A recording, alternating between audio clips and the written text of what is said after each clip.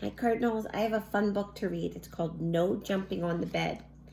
And when you open up the inside of the book, you can see a tall apartment building. And in a window, you can see a little boy. What do you think he's doing? Let's find out.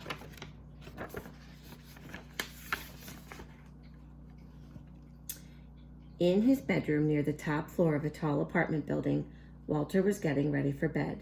Before turning out the light, his father said, "If I've told you once, I've told you 1,000,000 times. No jumping on the bed. One day it'll crash right through the floor. Now lie down and go to sleep." "Just one more time?" asked Walter. But instead, he plopped down on his pillow and squeezed his eyes closed. "Good night," said his father. He turned off the light and pulled the door almost closed. The room was dark and quiet, except for a soft thump, thump, thump coming from the room above. "That's Delbert upstairs," thought Walter. He switched on his bedside lamp. If Delbert can jump on his bed, so can I. Walter bounced higher and higher. On his last jump, his hair brushed the ceiling, but when he came back down, his mattress creaked. The floor cracked, and the whole bed tipped sideways. Then down through the floor fell Walter, bed and all.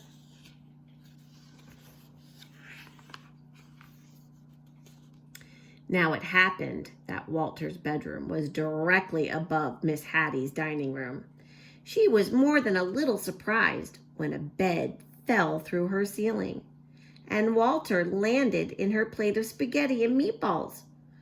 "I was not expecting company for dinner," she mumbled with a mouthful of meatballs.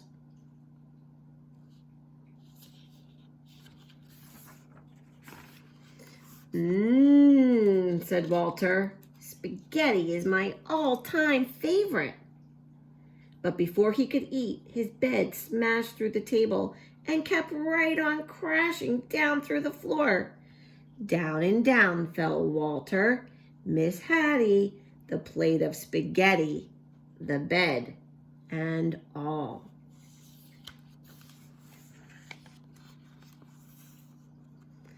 Miss Hattie's dining room was above Mr. Mattie's TV room.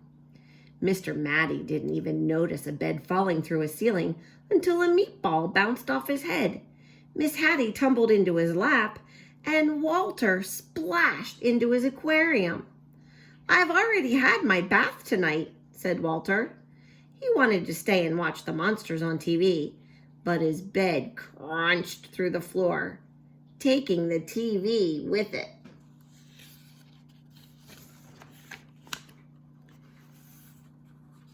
Down and down fell Walter, Miss Hattie, Mr. Mattie, the TV, the spaghetti, the bed, and all. Walter's Aunt Batty had just moved into the building. She was still unpacking when Miss Hattie, Mr. Mattie, and a dripping wet Walter tumbled through the ceiling right into a box containing her rare Patagonian stamp collection.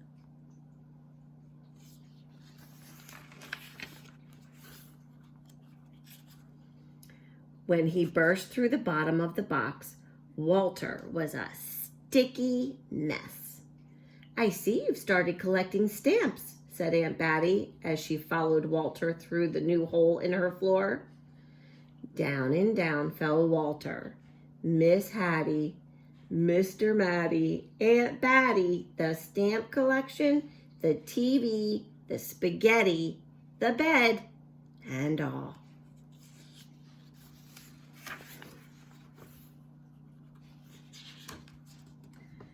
Patty and Natty had worked 3 days building their dream house with blocks.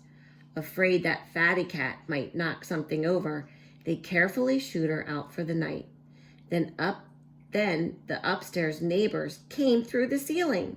"Excuse us," said Walter, remembering his manners. We won't be staying long."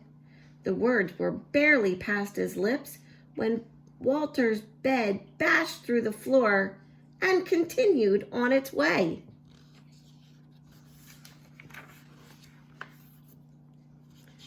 Down and down fell Walter, Miss Hattie, Mr. Matty, Aunt Batty, Patty, Natty, Fatty Cat, the stamps, the TV, the spaghetti, the bed, and all.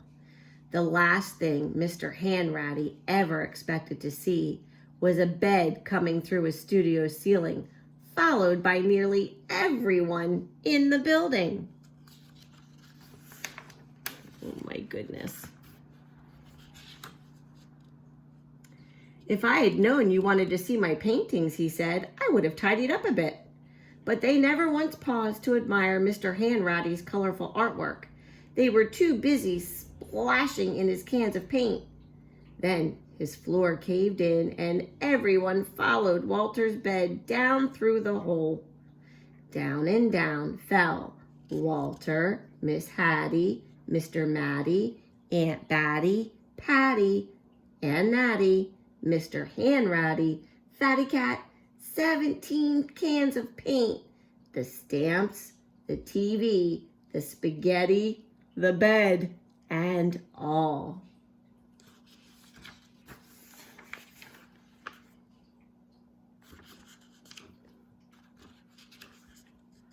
Maestro Ferlingatti and his string quartet were astonished by the colorful crowd that fell through the ceiling. The maestro loved an audience, even if they dropped in unannounced.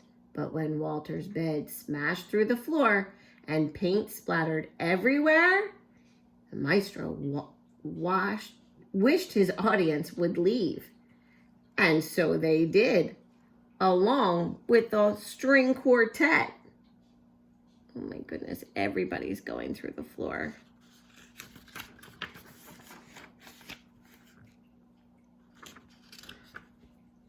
Maestro Ferlinghetti's practice room was also the basement ceiling. It was dark and quiet as midnight down there. Walter squeezed his eyes closed and tumbled through the darkness until he landed on something soft. He opened his eyes and everything was in its place. His bedroom lights were out. The door was almost closed. And through it, Walter could hear his mother and father talking quietly. "No more jumping on the bed for me," mumbled Walter as he laid back down to sleep.